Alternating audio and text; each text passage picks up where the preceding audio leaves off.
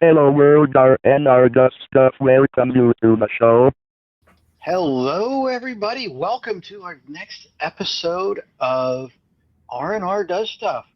Hopefully, we find a pie somewhere because it is Pie Day as we're recording this. That is so awesome. I didn't even think of that, Ryan. I've talked about it like 5 times at work. That is incredible. Yes, it is Pi Day. Happy 3.14, but it's 5 tip 9. Exactly. I don't know about you. I'm getting a pie tonight. Mine's going to be in the pizza variety. Hopefully, you end up with something as well. Well, maybe I have a little pie that might be around tonight, but we'll see. Maybe it's more of a raspberry pie. Ooh, nice, nice. Love it, love it. How have you been, man? Dude, Doing it's well? been great. You're going to hear my updates, and you'll understand it's also been pretty busy IRL these past couple weeks or week. I don't remember the last time we talked. It's been so much. But yeah, I got a few things to talk about. I don't think I've been as heavy busy as you've been. I've gotten a few things done, and we're going to dig into that a little bit here. I don't know what got over me. Just kind of want to get into some hardware and get some documentation updated. I finally finished my A1000 blog post. Yay! Part two, got it posted. It's up there. I've had it done for months, but it's working. It's we got a Pi Storm in there. Perfect day for the Pi. And the RGB to HDMI is in there. I talk about how what version of the Pi Storm I put in, what operating system. There are two of them, and just it's out there. A lot of I think I put a lot of tech detail in there of like how did I set this up, where to go find things, so you can follow along at home. It was very thorough. I try. They take me forever to write when I go to that level, but it's out there. Go check it out. We'll put a link in the show notes for it. When you do that, do you have your email on that page so people can reach you? I don't know if I do. I know I have a link. You can find my Mastodon and Facebook stuff there as well. I don't know if my email's there or not, but it's pretty easy. It's just my name, Ryan at, and then my domain, thebluewizard.net. And I know I've put out highshelfrich@gmail.com because I've been getting email about our podcast. Oh, nice. Yeah, everybody wants to know, is Larry a real person? I know. It is a good question. And they're like, Rich, you keep bringing up this Larry guy. Who's this Larry guy? And I'm like, no, he's a real person. And, I know on my other podcast, we made up a fake person who was our editor. And we would always be like, oh, editor blank. And, finally people caught on there really wasn't a person. But there is a Larry. Maybe one day we need to have a guest appearance with Larry here on the podcast. Maybe we need to do that so everybody can quit hitting me up. Everyone, Larry's real. Like and comment, subscribe below, post your pictures about Larry. Right. He is real. We may have to do one for like a pre-Origins. I know you're not going to Origins with us, but Larry is. Pre-Origins or pre-Gen Con, just to talk a little bit about the gaming conventions. I do, because you know what? We got a lot of retroness gaming in our life too. Even we like new games, but we also like old games. And so there's a lot to chat about on that side. I know, totally. Dude, did you get my boxes? Did you get my boxes? Boxes came. 4 boxes are here. I think that you still have a few more to ship. Opened them up, and everything looked good. A zip drive had some issues, but I don't think it looked good before you packed it, so not a big deal. All the Amiga stuff's all, showed up. Oh my God, is it dirty?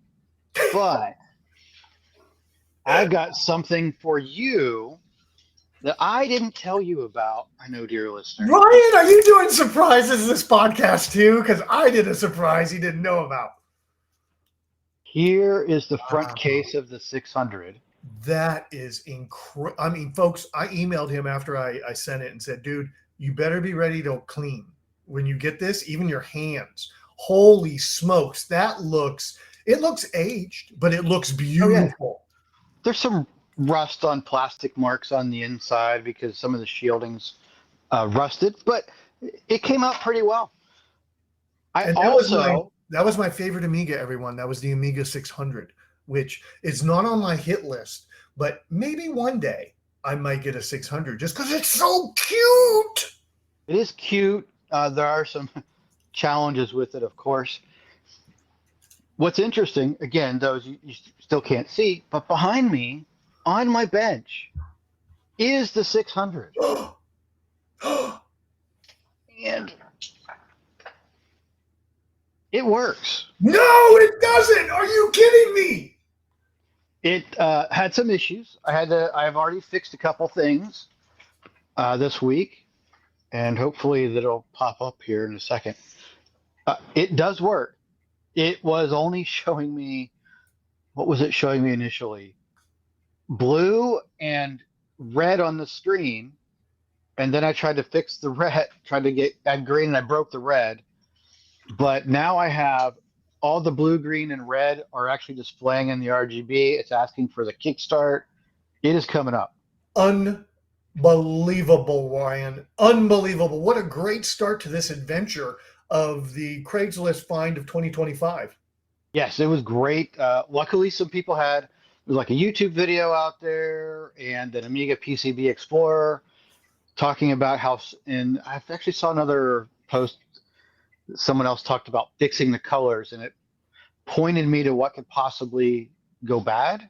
Yeah. It ended up being 2 traces on the motherboard. Unbelievable. Had issues, so I had to hack some connections to get what are they? A couple resistors and a transceiver to actually to pass traffic, right?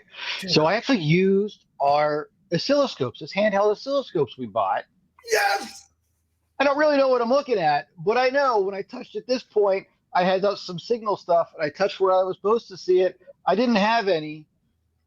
And then that led me to the point I'm like, oh, there's no connection here. So I was using my multimeter 2 going, I don't have a continuity. And then once I have that all fixed, I got signal on all the ports. And incredible. It's great. So that works. The hard drive, dead. Oh, yeah. It came up, it clicked. I tried to, had this clicking thing, trying to spin. I couldn't get it to do anything. Ryan, I want sound effects. Was it click, click, click, click, click, or was it ka-dunk, ka-dunk, ka-dunk? What was it? It was somewhere in the, it would just like click, and then it would spin, and then a little bit later it'd be click, click, and then it would spin again. It was it's like this weird thing. Did you try to hit it on the side? No, because I don't have I don't want to, you want to get to do that once or twice, right? I know. So I wasn't ready for that. Okay. The floppy drive seemed to work. It let me boot Amiga test kit, so I can test a lot of stuff. I'm going to tear it apart and clean it yet. So I have a row of keys missing on the keyboard. So I think there's something up with the membrane for that. I'm trying to track that down. You'll see a little ball over here. I'm popping keys off to clean the keys. As I started doing that a little bit.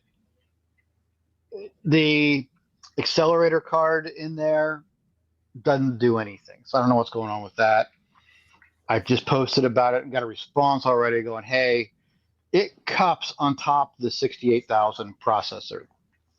It looks different in the 600 than in the 500. This is a square 68,000.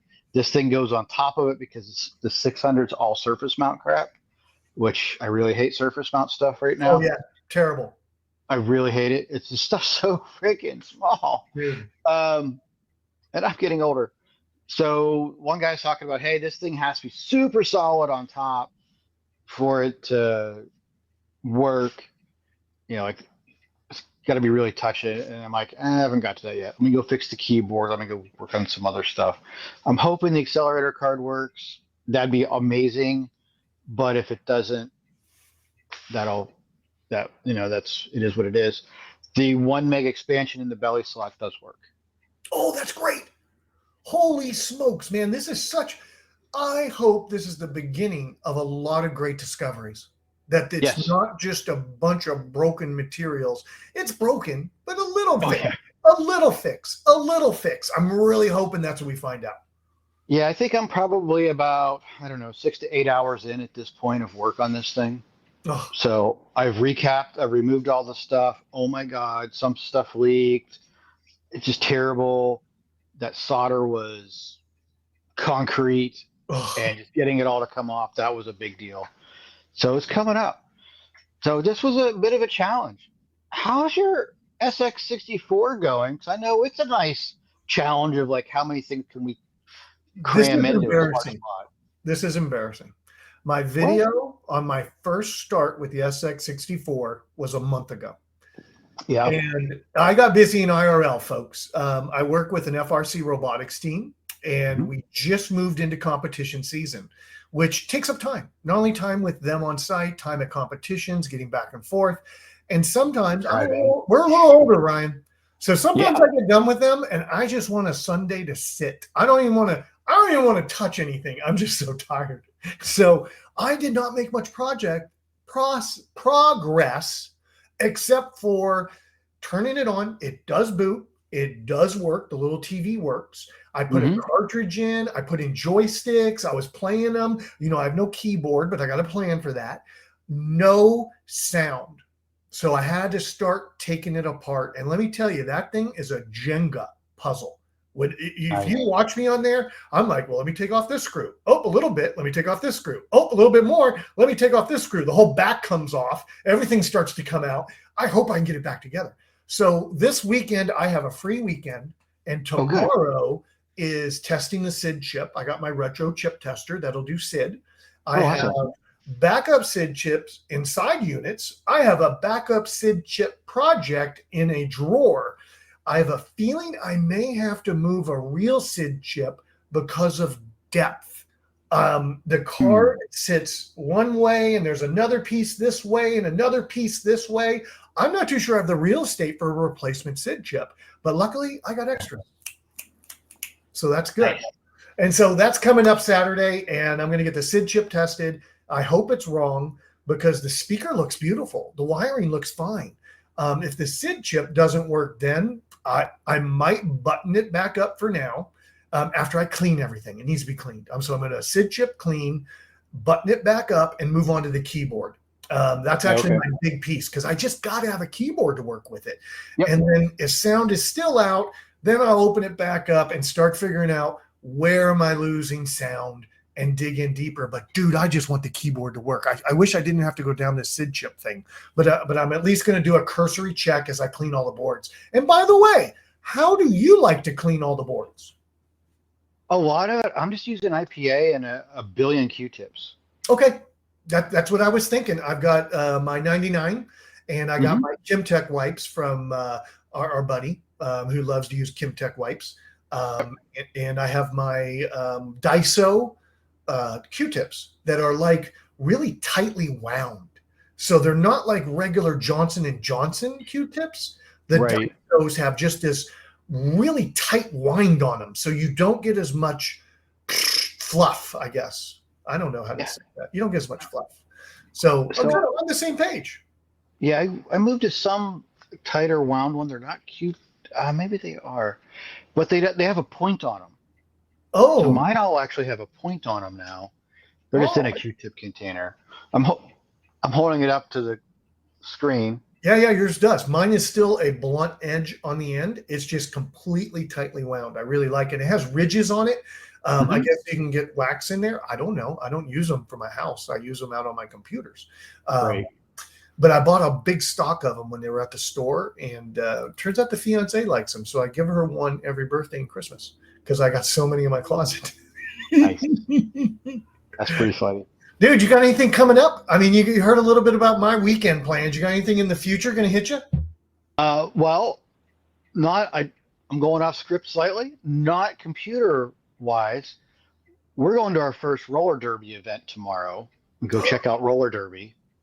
So we have no idea what to expect. That should be an interesting one. Dude, what made you want to go to roller derby of all places?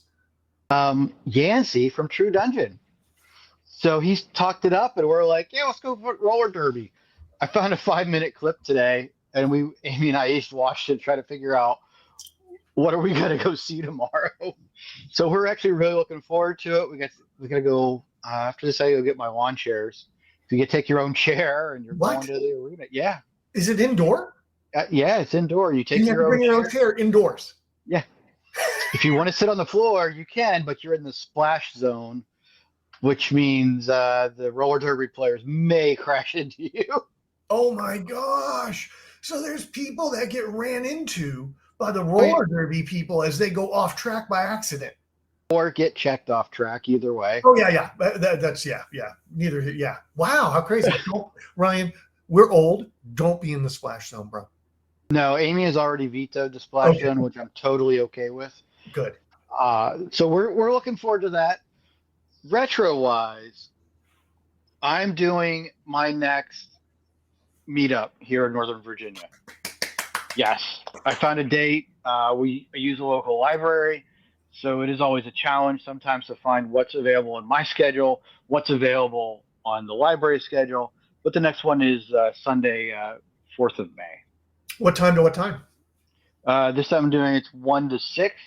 So we get the room at 1. We have to be cleaned up and out by 6. So we normally start cleaning up like 20 till Wow. to get everything put back up. We reset the tables for them and restack all the chairs and make sure we're good citizens. And in case you're new to the show, this might be was you say it was your third meetup, right, Ryan? This is my third meetup. And The last two have been great.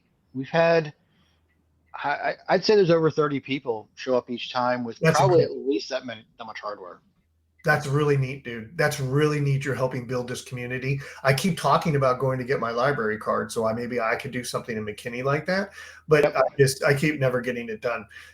So good job. Kudos. I'm glad the third one's coming together and that it's not feeling like it's any pressure. It's just something you're doing for fun. I'm doing it. I'm actually giving it a name now. I was just calling it random. Hey, I have stuff. Come see. I've actually given it a name of the DMV VCM, which DMV is, DC, Maryland, Virginia, and VCM Vintage Computer Meetup. So I've actually given it that. And then I made a DMV VCM link off my homepage as well with the latest information. People at IBM and all those companies would be so proud of you for having such a great acronym. Yeah, I just need to go build a logo now. But it's coming. It's a little bit at a time. AI, baby. Just go AI. Just tell AI you need it and see what they pop out. It's funny. You talk about doing things in groups, and I am. My friends and Ryan will say I'm a very social person. That I'm gregarious or whatever, and have fun, and I like doing things, right? But dude, like tonight, I'm totally doing a programming party at my house with me. You with me. I've got to get that last text adventure done, and it's the last one. I'm probably 200 lines. Hey, how many lines are on screen? Is it 40 by 8? Is it 40 columns, right? 40 by 80 on a Commodore screen? Well, columns is going to be going 40 rows. 40. Okay, so it's 40 by 80. So I don't think you get that many. I think you only got 40 columns on a 64. I can't. Why am I? You might be like 20. Were you 23 maybe? Okay, so let's round up to 25. I probably got like 75 or 100 lines of code because it takes a few screens to go by. And that's about where I'm at. So I've just got to stop and finish this text adventure that's on this PDF book.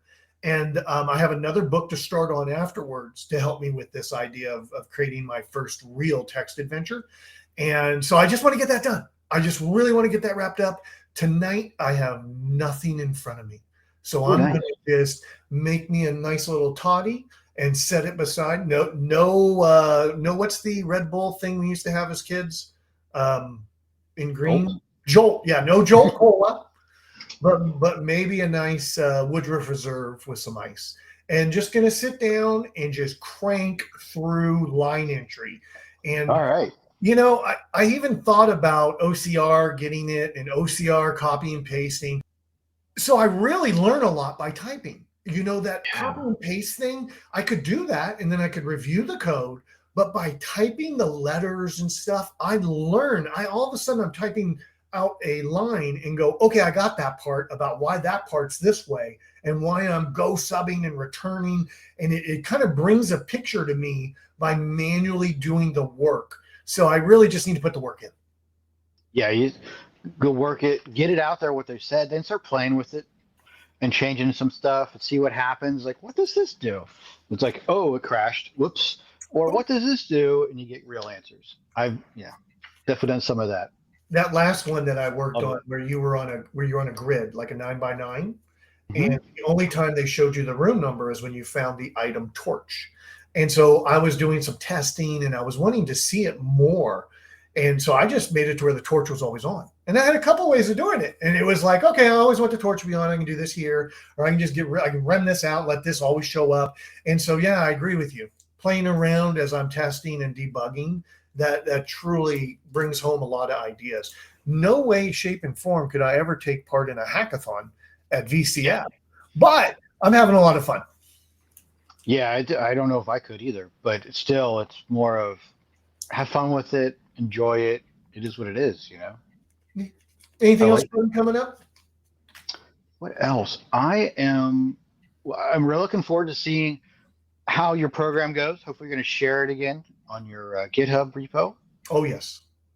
Definitely, that was good. I actually checked that out before, Did you and do my Easter eggs to you? I did. Yes, I like that. That was pretty good.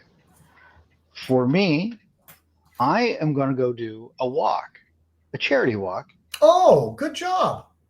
for Crohn's and colitis. As Oh, as someone who has Crohn's disease, the DC area, they call it the take steps walk. So take steps, play for the walk, and take steps to help cure Crohn's. Unfortunately, it's an incurable disease, but I'll be doing that. That's coming up. I believe I'm doing it on May. When is that? May 17th. But we'll put a link in the bottom for if you want to donate towards it, you can. If you don't, no big deal. No pressure. It's more of like, hey, kudos, awesome, doing good stuff. I like messages as well.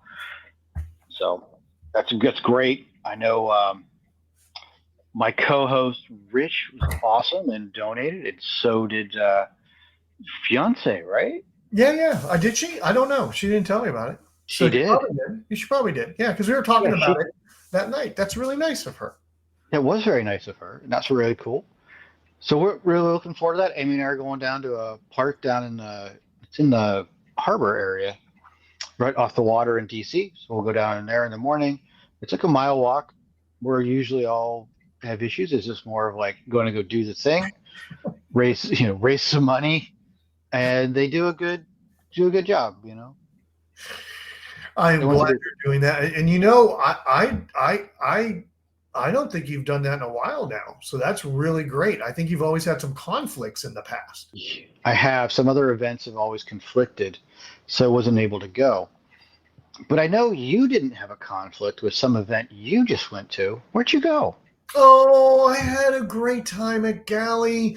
I need to look through the show notes. Did I talk about going to Galley? I think I probably did. So I like Doctor Who, and when I had met my fiance, one of the things we met on Hinge online, and one of the things is I mentioned about enjoying Doctor Who and Marvel Cinema Universe and ST and TNG. I use some acronyms on purpose, like DW for Doctor Who, and she replied back to that prompt and listed out all the geekdom that I had acronymed. Is that right? Acronymed? And listed them out and said she loves Doctor Who too, blah, blah, blah. We should get a coffee. And that was the beginning of a great relationship. And so I found out she has friends that she meets like I meet my friends at conventions in Cali every year. So I now join her for Galley. And of course, it's great Doctor Who talk. Oh, they had the sixth and the seventh Doctor there. So I got some autographs and listened to some great speeches.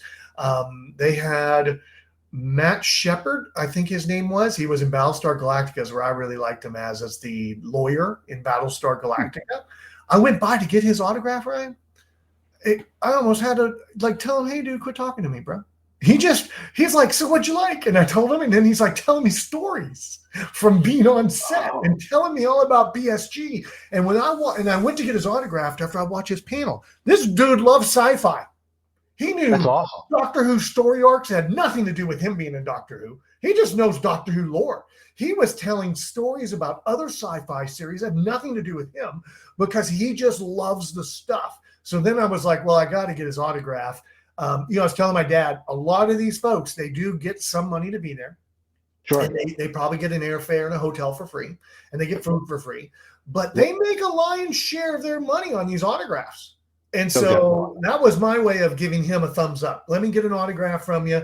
Put $40 in your pocket for taking the time out of your life to help us, to learn more about what we love.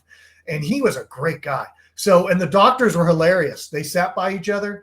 And of course, I called one of them Dapper, and then he used that to make fun of the other doctor beside him. And then they were just, it was a fun convention that ended with a really sad note. Oh no. Yeah. We get back home 1 week later, they post Gallifrey 1 will be over in 2028.